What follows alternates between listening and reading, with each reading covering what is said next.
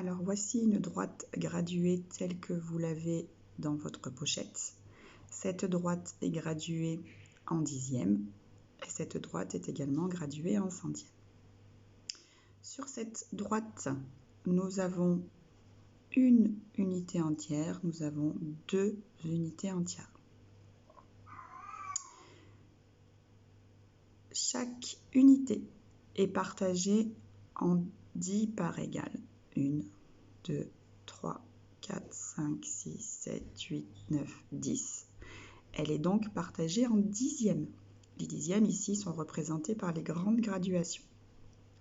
1 dixième ici, 2 dixièmes, 3 dixièmes, 4 dixièmes, 5 dixièmes, 6 dixièmes, 7 dixièmes, 8 dixièmes, 9 dixièmes, 10 dixièmes. Une unité entière, c'est donc 10 dixièmes. C'est 10 parts sur les 10.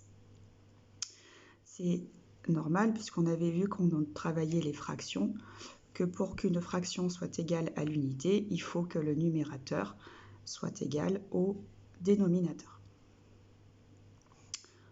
2 unités, ce sera donc 20 dixièmes, ce sera 10 dixièmes de l'unité entière, plus encore 10 dixièmes, donc 20 dixièmes.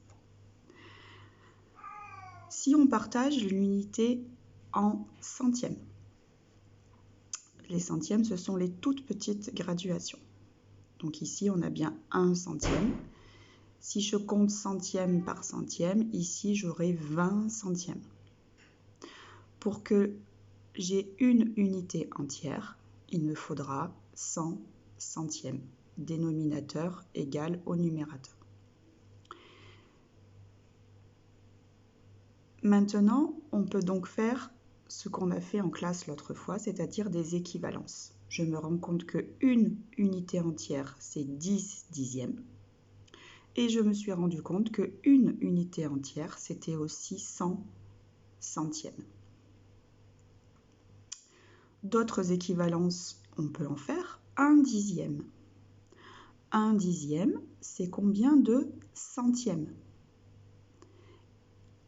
Eh bien, je compte que 1 dixième, c'est 10 petits centièmes. 1 dixième, c'est repartagé encore une fois en 10 centièmes. On peut donc dire que dans une unité, il y a 10 dixièmes. Dans un dixième, il y a 10 centièmes. L'équivalence 1 égale soit 10 dixièmes, soit 100 centièmes. Maintenant, dans l'exercice, on vous demandait également de décomposer des fractions. Décomposons ici ensemble 12 dixièmes. 12 dixièmes, il est positionné ici sur la bande graduée. Si je regarde l'endroit où il est positionné, je me rends compte que 12 dixièmes, puisqu'il est placé ici, c'est une unité entière. C'est donc 1. Plus combien de dixièmes? 1 et 2. C'est 1 plus 2 dixièmes.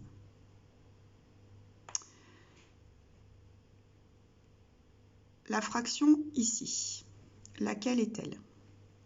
Eh bien, je vais compter.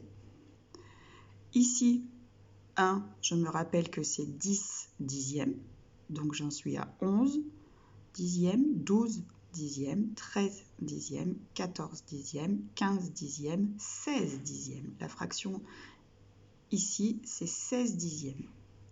Eh bien, 16 dixièmes, c'est combien? Eh bien, je regarde que c'est une unité entière, plus 1, 2, 3, 4, 5, 6 dixièmes. Je procède exactement de la même manière pour décomposer en centièmes. 20 centièmes, la fraction qui est désignée ici par la flèche. 20 centièmes, c'est combien de dixièmes? Eh bien, je vérifie. 20 centièmes, c'est 1, 2 dixièmes. 124 centièmes, qui est positionné donc ici. Comment je la décompose? Je regarde que 124 centièmes, c'est une unité entière. c'est 1 et 2 dixièmes. Et il me reste 1, 2, 3, 4 centièmes. 124 centièmes, c'est une unité entière plus 2 dixièmes plus 4 centièmes. Reprenons et essayons de compléter la leçon en dessous.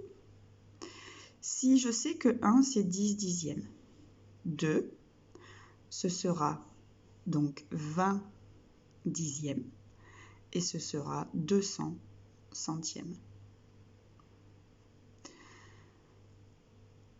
12,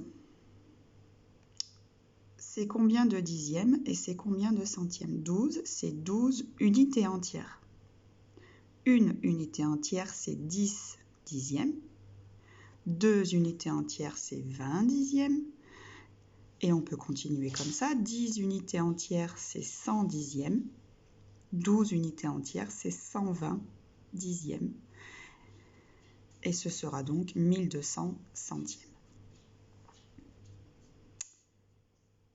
Voilà, j'espère que cela vous aura aidé pour faire votre exercice de mathématiques.